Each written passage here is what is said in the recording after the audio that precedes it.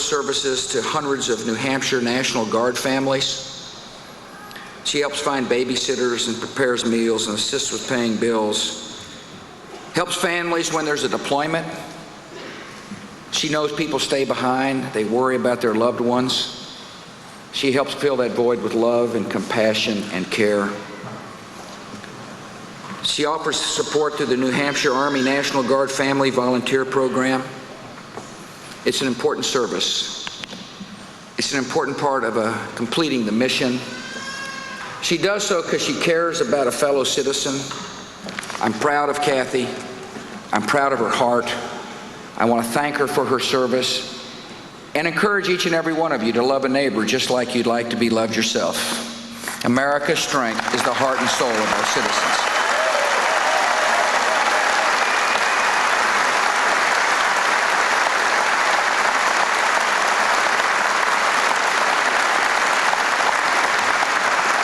New Hampshire has had citizen soldiers since before America was a country. Militia and volunteers and guardsmen have served from the Revolution to the Civil War to World War II to Desert Storm. Honor and service and courage are great New Hampshire traditions, and you're upholding those traditions. We live in an era of new threats, and the citizens of New Hampshire are stepping forward to meet those dangers. Citizen soldiers have performed mid-air refueling missions for coalition forces in Iraq. You're training members of the Afghan National Army. You're guarding suspected terrorists at Guantanamo Bay. Preparing for Homeland Security missions. Citizen soldiers are serving on every front on the war on terror. And you're making your state and your country proud.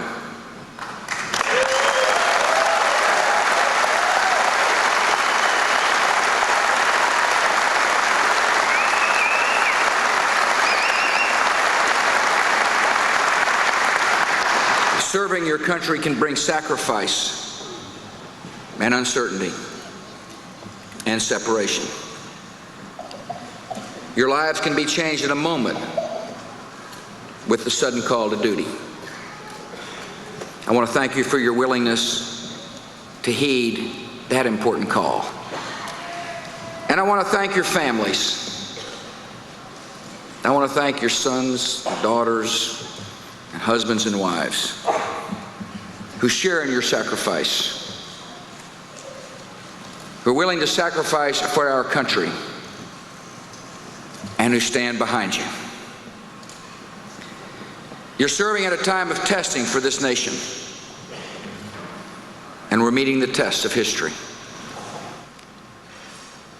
We're defeating the enemies of freedom. We're confronting challenges, the challenge to build prosperity for our country. Every test of America has revealed the character of America. And after the last 2 years, no one in the world, friend or foe, can doubt the will and the character and the strength of the American people.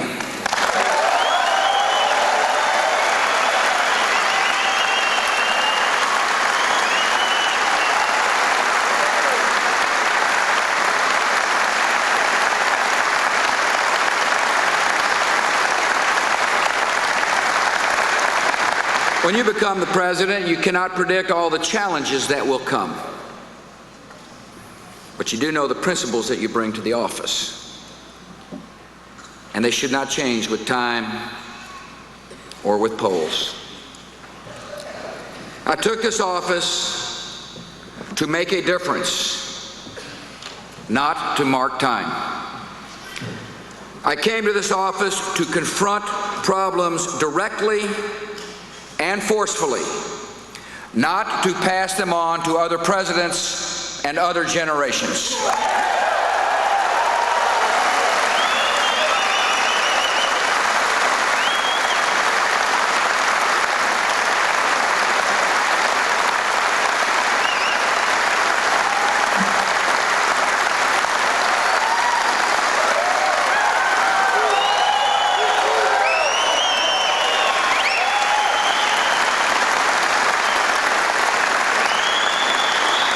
The challenges we face today cannot be met with timid actions or bitter words.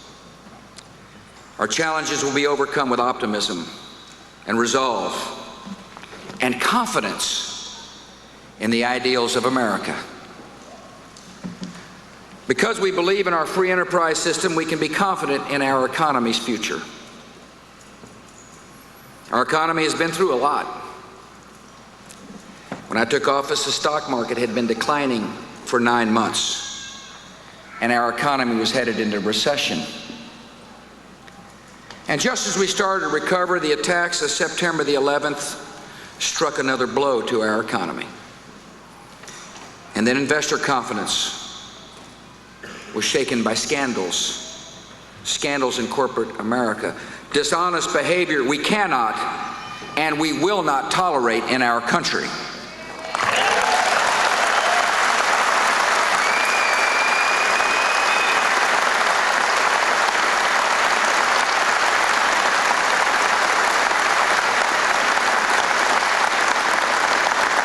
And then we faced the uncertainty that preceded the battles of Afghanistan and Iraq. No, we've been through a lot. But we acted. We led. We acted to overcome these challenges and acted on principle. Government doesn't create wealth. The role of government is to create the kind of conditions where risk takers and entrepreneurs can invest and grow and hire new workers. We acted to create the conditions for job growth so people can find work. When Americans have more take-home pay, more money in their pocket to spend or save or invest, the whole economy grows, and people are more likely to find a job. So I twice led the United States Congress to pass historic tax relief for the American people.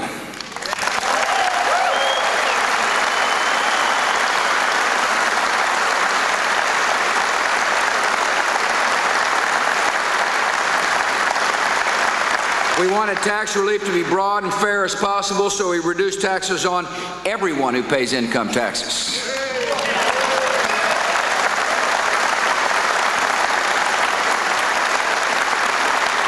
We have a tax code that penalizes marriage. That doesn't make sense. So we reduced the marriage penalty. It costs a lot to raise children. We understand that in Washington, D.C., and it costs a lot to pay for their education, so we increased the child credit to $1,000 per child.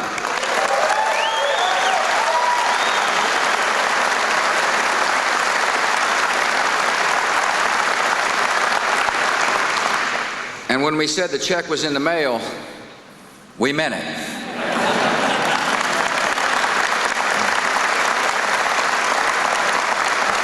We recognize it is counterproductive to discourage investment, especially during an economic recovery. So we quadrupled the expense deductions for small business investment and cut tax rates on dividends and capital gains.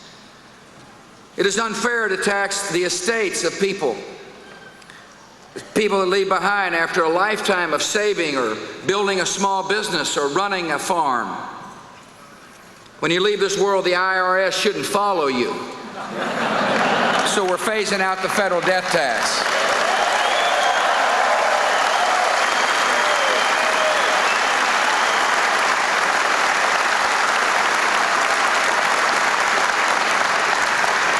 I propose and sign these measures to help individuals and to help families. But it is so as well to help small businesses. See, most small business owners pay taxes under the individual tax rates, and therefore when we cut all rates, small businesses benefit. We help mom and pops and startups and small businesses by allowing higher expense deductions. The reason I did so is because I understand small businesses create most of the new jobs in America. If we're worried about job creation, if we want there to be jobs for America, we must encourage small businesses. See, small businesses are usually the first to take risk, first to hire new people, By helping small businesses, we help the entire economy.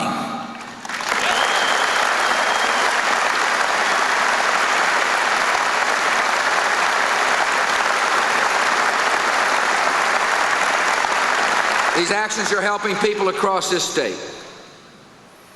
We've cut taxes on 112,000 small business owners in New Hampshire. We've reduced the marriage penalty for 192,000 couples. We've increased the child credit for 124,000 families. See, I know this. I know that New Hampshire citizens can spend their money better than the people in Washington, D.C.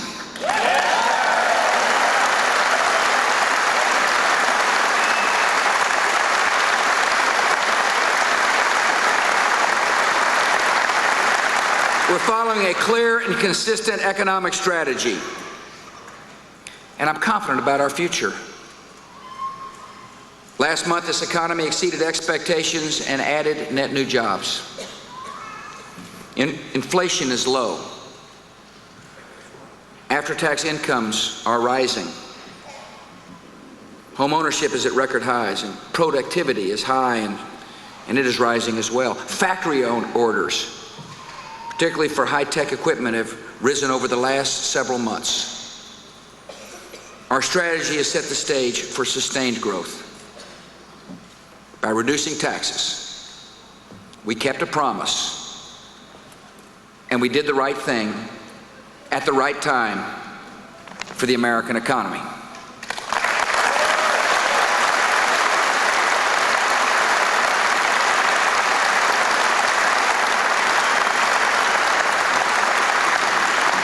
We're moving forward, but we are not satisfied. We can't be satisfied so long as we have fellow citizens who are looking for work. I understand that here in New Hampshire, 1 out of every 5 jobs have been lost in the manufacturing sector. That's an issue we must deal with. We must act boldly from this point forward to create jobs for America. So I want Congress to join me in a 6-point plan to encourage job creation. First, we must help small businesses grow and hire by controlling the high cost of health care. I have laid out a plan to do so. We must confront the junk lawsuits that are harming a lot of good and honest businesses. I have laid out a plan to do so. We must have a sound national energy policy. We must keep the lights on and make America less dependent on foreign sources of energy.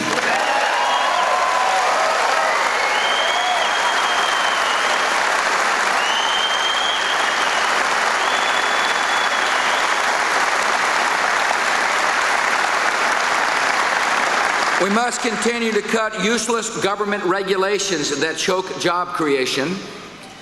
We must work for a trade policy that opens up markets and levels the playing field for American workers and manufacturing companies.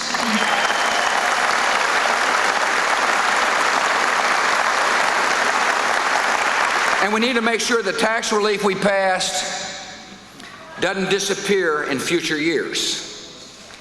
Now, you're wondering why I would say that. Well, because of a quirk in the legislation, the tax cuts that we passed are scheduled to go away unless we act. See, the child credit goes away in a couple of years. In other words, you get the $1,000 now, it's going down to $700 in a couple of years unless the Congress acts. The death penalty, which is scheduled to go away, comes back unless the Congress acts. You see, when we passed tax relief, I know most Americans did not expect to see higher taxes come back through the back door. I also understand for job creation it's important to have certainty in the tax code. People have got to be able to plan. And so if Congress is really interested in job creation, they will make the tax cuts we passed permanent.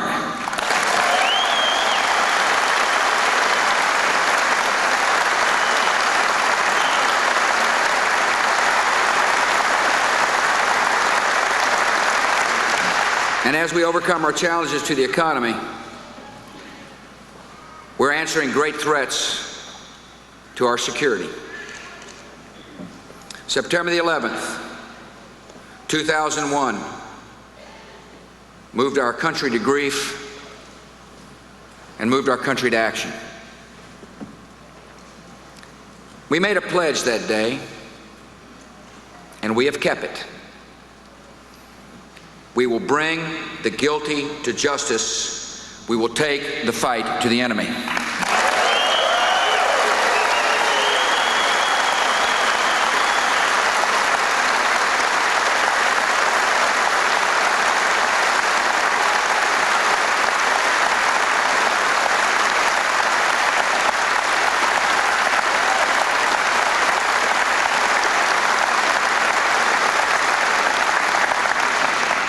We now see our enemy clearly. The terrorists plot in secret. They target the innocent. They defile a great religion. They hate everything this nation stands for. These committed killers will not be stopped by negotiations. They won't respond to reason. The terrorists who threaten America cannot be appeased. They must be found, they must be fought, and they must be defeated.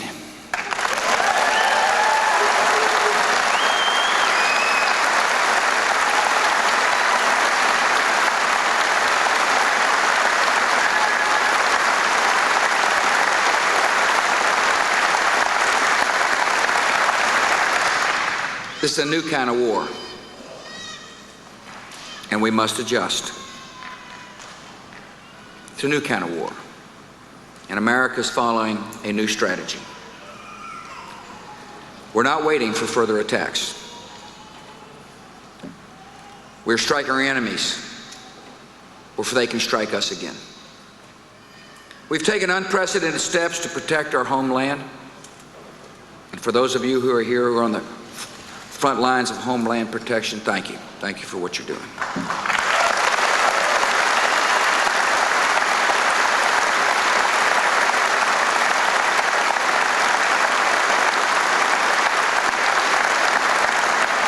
Yet wars are won on the offensive, and our friends and America are staying on the offensive.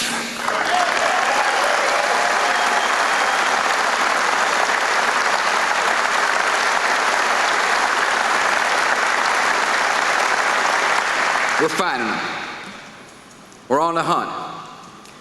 We're rolling back the terrorist threats, not on the fringes of its influence, but at the heart of its power. We're making good progress. We're hunting the al-Qaeda terrorists wherever they hide, from Pakistan to the Philippines to the Horn of Africa to Iraq. Nearly 2/3 of al-Qaeda's known leaders have been captured or killed. Our resolve is firm. Our resolve is clear. No matter how long it takes, all who plot against America will face the justice of America.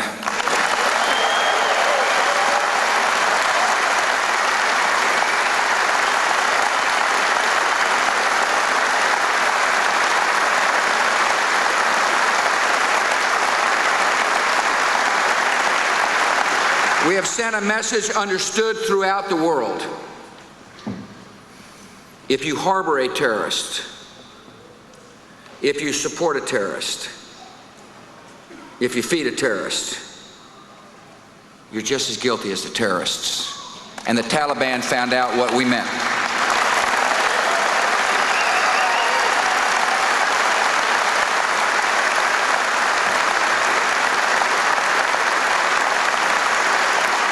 Thanks to our great military, Afghanistan is no longer a safe haven for terror. The Afghan people are free, and the people of America are more secure from attack.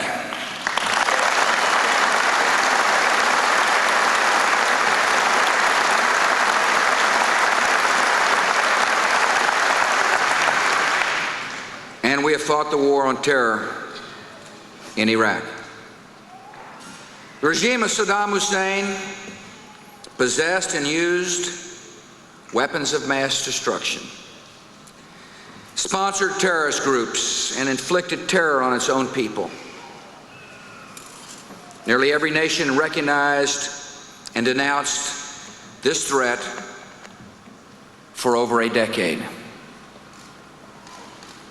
Last year, the UN Security Council, in Resolution 1441, demanded that Saddam Hussein disarm, prove his disarmament to the world, or face serious consequences.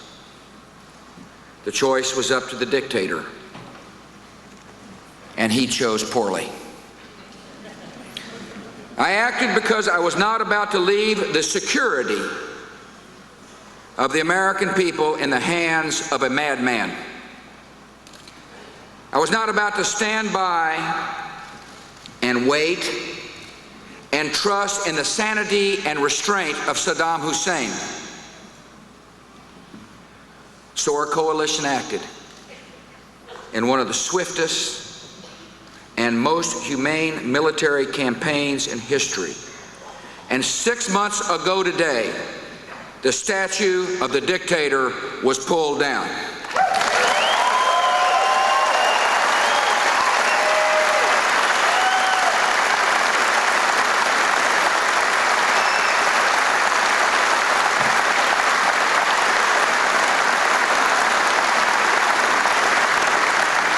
Since the liberation of Iraq, our investigators have found evidence of a clandestine network of biological laboratories.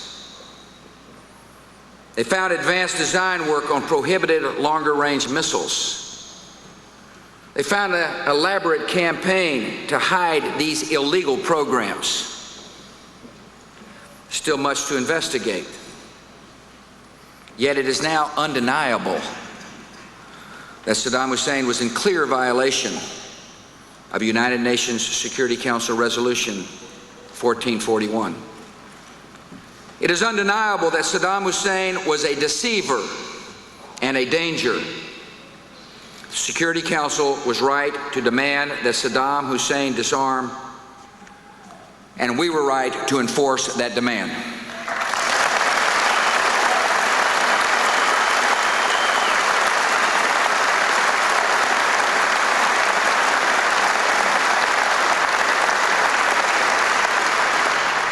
Who can possibly think that the world would be better off with Saddam Hussein still in power? Surely not the dissidents who would be in his prisons or end up in mass graves. Surely not the men and women who would fill Saddam's torture chambers or the women in his rape rooms. Surely not the victims he murdered with poison gas. Surely not anyone who cares about human rights and democracy and stability in the Middle East. There's only one decent and humane reaction to the fall of Saddam Hussein: good riddance.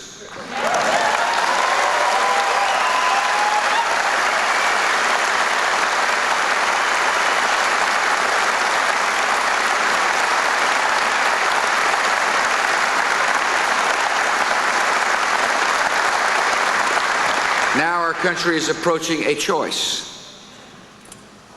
After all the action we have taken, after all the progress we have made against terror, there is a temptation to think the danger has passed. The danger hadn't passed. Since September the 11th, the terrorists have taken lives. Since the attacks on our nation that fateful day, the terrorists have attacked in Casablanca, Mombasa, Jerusalem, Amman, Riyadh, Baghdad, Karachi, New Delhi, Bali, and Jakarta. The terrorists continue to plot and plan against our country and our people. America must not forget the lessons of September the 11th.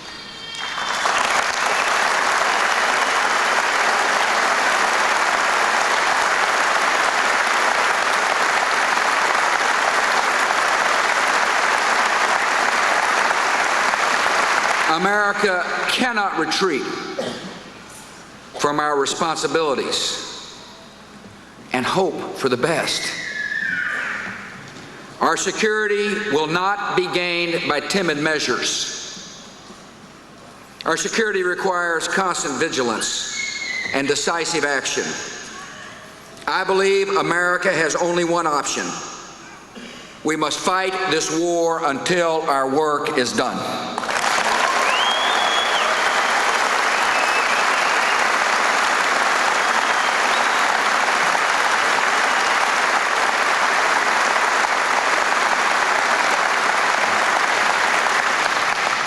We're fighting on many fronts, and Iraq is now the central front. Saddam holdouts and foreign terrorists are trying desperately to undermine Iraq's progress and to throw that country into chaos. The terrorists in Iraq believe that their attacks on innocent people will weaken our resolve. That's what they believe. They believe that America will run from a challenge. They're mistaken. Americans are not to run in kind. The United States did not run from Germany and Japan following World War II. We helped those nations to become strong and decent, democratic societies that no longer waged war on America. And that's our mission in Iraq today. We're rebuilding schools. A lot of kids are going back to schools, reopening hospitals. Thousands of children are now being immunized. Water and electricity are being returned to the Iraqi people. Life is getting better. It's a lot better than you probably think. Just ask people who've been there. They're stunned when they come back, when they go to Iraq, and stories they tell are much different from the perceptions that you're being told life is like. You see, we're providing this help not only because we've got good hearts, but because our vision is clear. A stable and democratic and hopeful Iraq will no longer be a breeding ground for terror, tyranny, and aggression.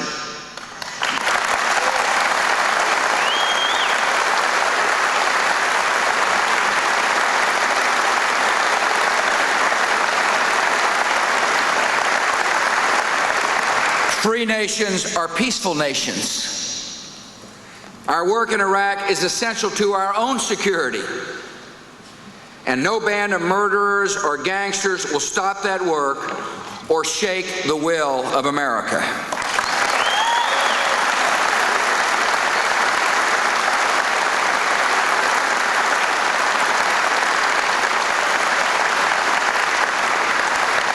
Nearly every day in Iraq, we're launching swift precision raids against the enemies of peace and progress. Helped by intelligence from Iraqis, we're rounding up the enemy. We're taking their weapons. We're working our way through the famous deck of cards.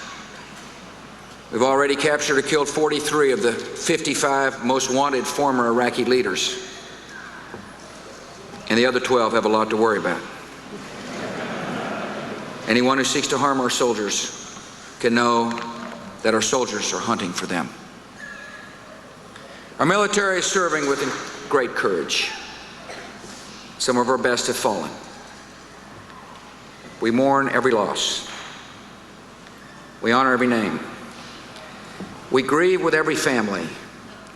And we will always be grateful that liberty has found such brave defenders.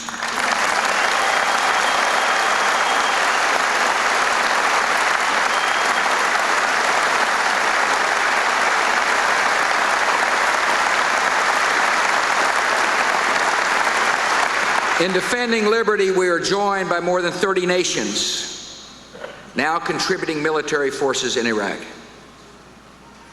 Great Britain and Poland are leading 2 multinational divisions.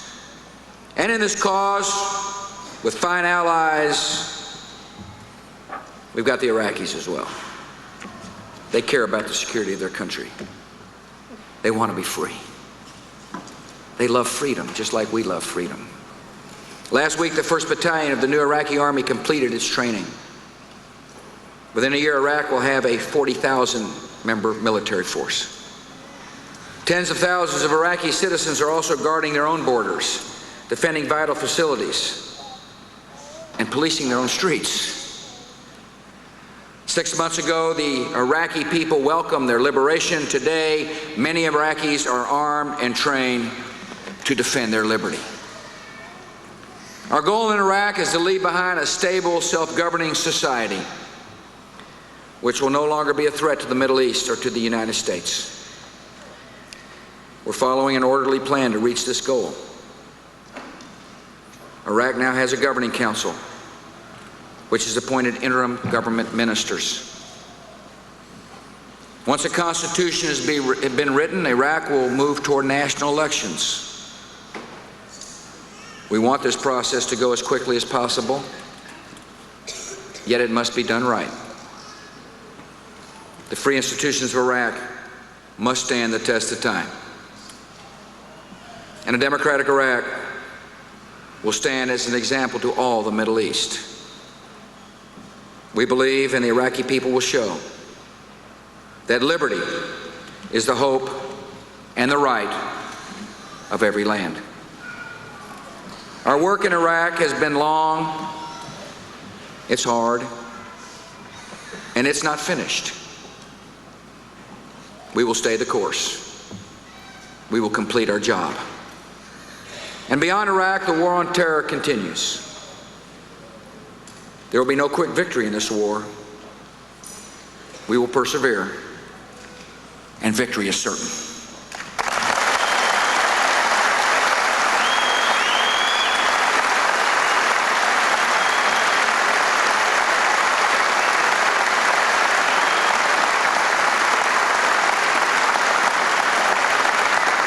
I am confident of victory because I know the character of our military, shown in people like Master Sergeant Jack Negrati of Plaistow, New Hampshire. Jake is a member of the New Hampshire Air National Guard who's volunteered for overseas deployments 3 times since September the 11th. He served in Pakistan, Afghanistan, and Iraq. Right now, Jake is an airport manager at Baghdad Airport, helping make sure our military and humanitarian operations move ahead. People like Jake Negrati are showing what it means to be a patriot and a citizen. We're honored to have Jake's wife Donna and his children Alicia and Christopher with us here today. The next time you talk to Jake, Donna, you tell him his president appreciates his service and his country is grateful.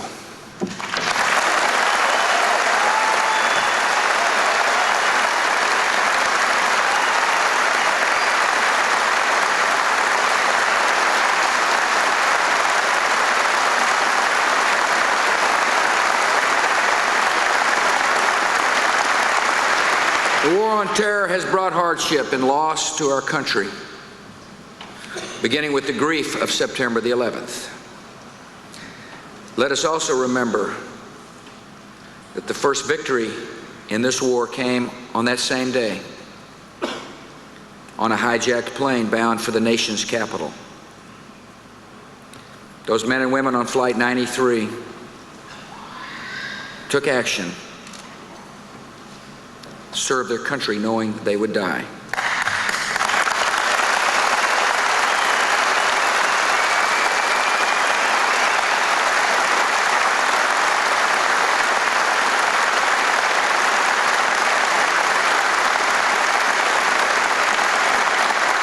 Found incredible courage in their final moments to save the lives of others.